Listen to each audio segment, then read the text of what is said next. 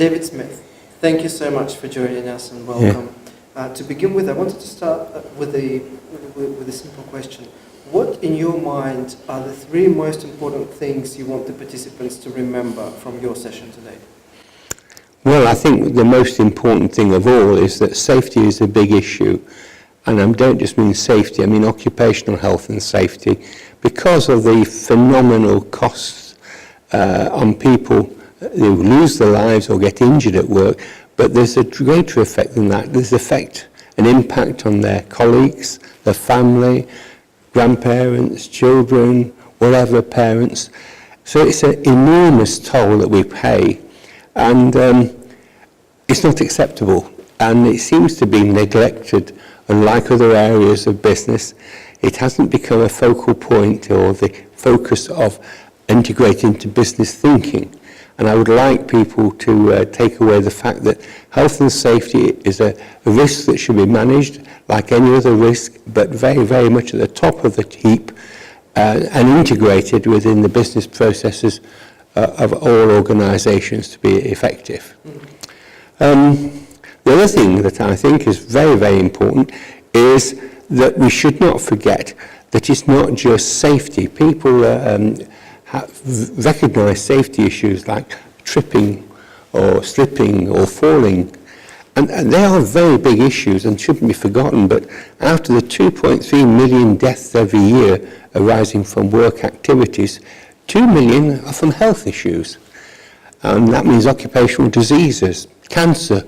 All these things build up to a long-term misery aspect. It's not just an acute shock that death or injury brings, but we're talking about long-term suffering.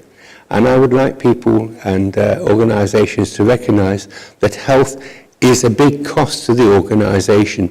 People being ill off work for a long, long time, or suffering when they leave work, and the cost and compensation of that, apart from the misery again, which is obviously the big issue.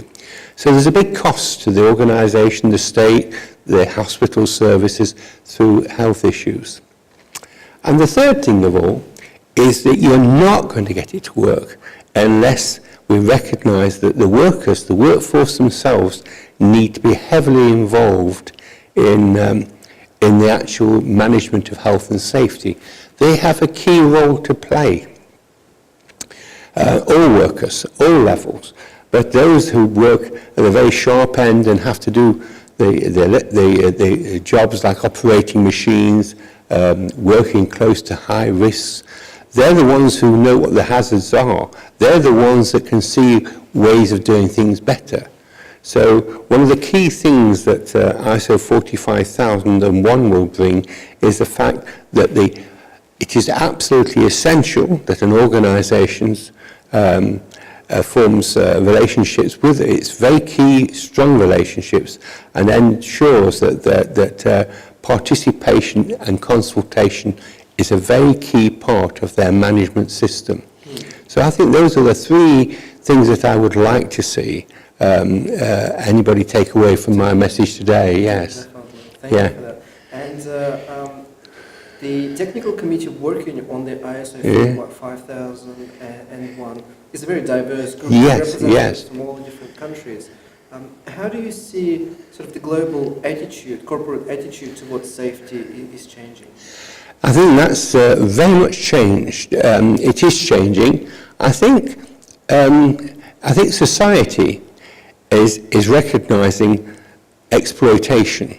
It does not like to see that companies operate overseas and exploit workers and let them work in conditions that wouldn't be acceptable at home.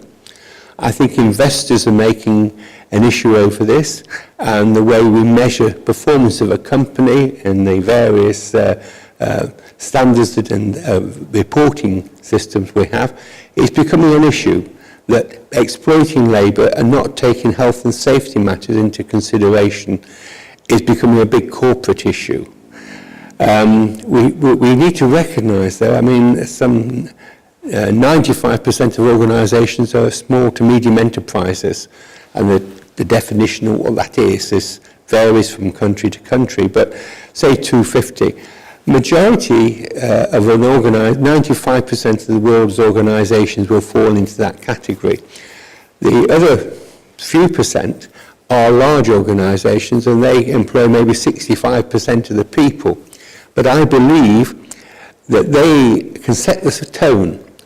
That if they adopt good practices, and then will only deal with organisations that adopt similar practices, then it's a win-win situation, because the evidence is strong that the smaller organisations are the ones that manage safety and health issues far more poorly than the big organisations.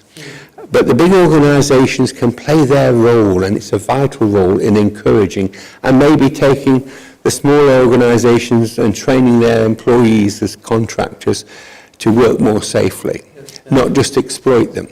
I think in the past the tendency has been to say, this is a hazardous or dirty job, we'll give some subcontractor this job and say that's the end of my responsibility.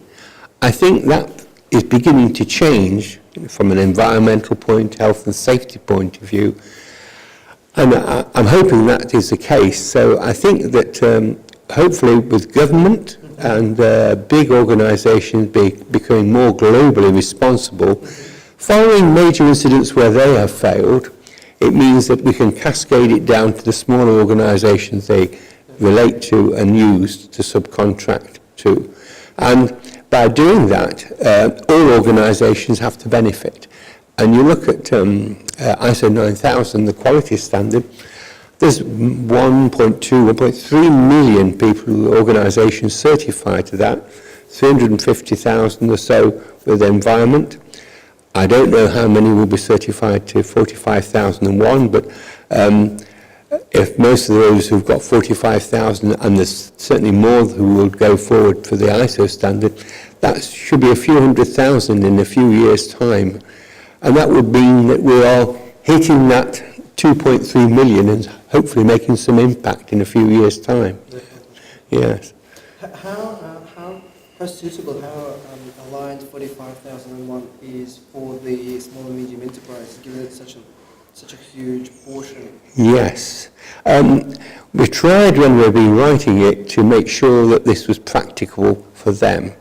It's an issue that I've raised several times, to make sure that people recognise that when we write it, hopefully it would work for sort of a 20-man organisation, and which has a bit of structure, and people have to have some delegated responsibilities.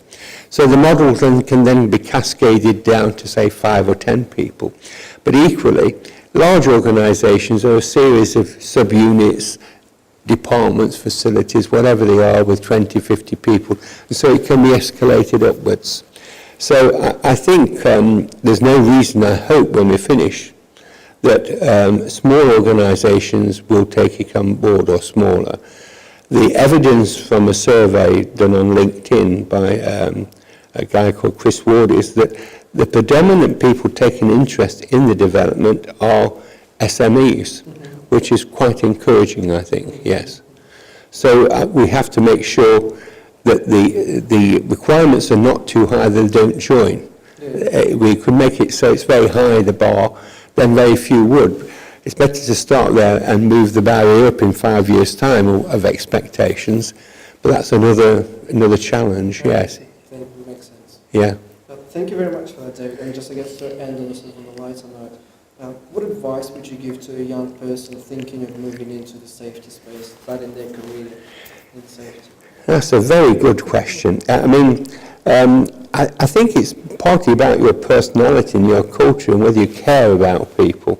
I think you need to look at situations and take the big picture on board. The way I work, and our inspectorate came to me and said, how do you think?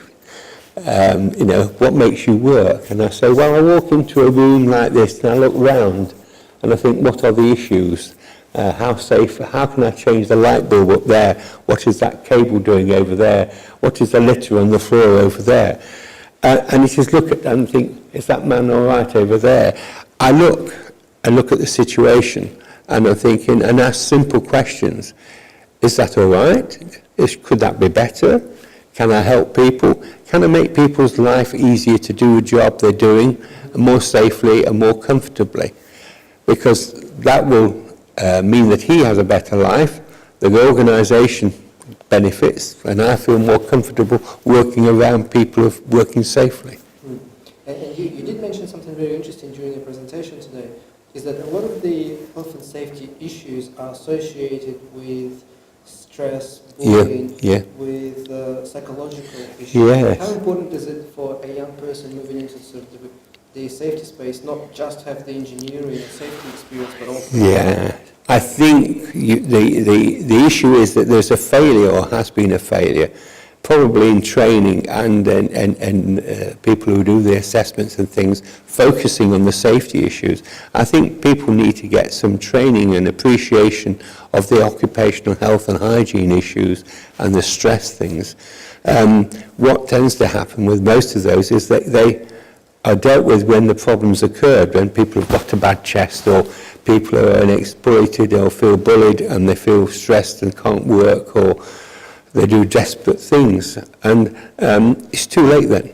So managers, need to be focused on looking at the little things, or which may seem to be little, and recognising them. And a young person moving into this area needs to have that wider appreciation, not just think about the physical things, but the noise, the smell, the vibration, the workspace. I mean, look at a call centre. Everybody just talking on the phone all day. Is that space? How do they feel hemmed in? Are they like hamsters on a wheel? So it's little things. What is the lighting like? What is the air extraction like? Are they comfortable? Do they have breaks? Do they have tea? Do they have coffee? So it's taking a very big picture, looking at the whole workspace and thinking how people are happy in their environment, and checking it out and being part of that. So training people is probably, in that area, is probably going to be something that we're going to need to dominate on in the future, and hasn't been typically the thing we've done in the past. It's been very safety focused because that's easier to see. Yeah.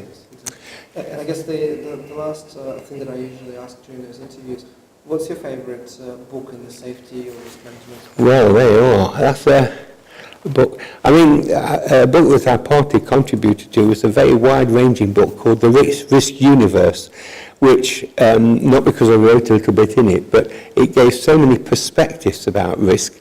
It gave me a wider view, and I quite like that book because a number of authors came together and put things together, and I thought that was quite a useful thing.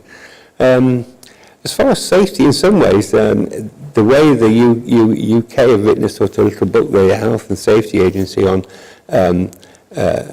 successful elements for health and safety, I quite like the way they've gone forward, and I find it's not perfect by any means, but the way they've embraced the new thinking, which is very much in line with 45,001 thinking, and on a plan, do, check, act, risk basis, I'm quite pleased with that. So I can see that's another thing that I quite relate to, yes. Thank you very much for your time. Yeah, thank you. Thanks for giving me the opportunity.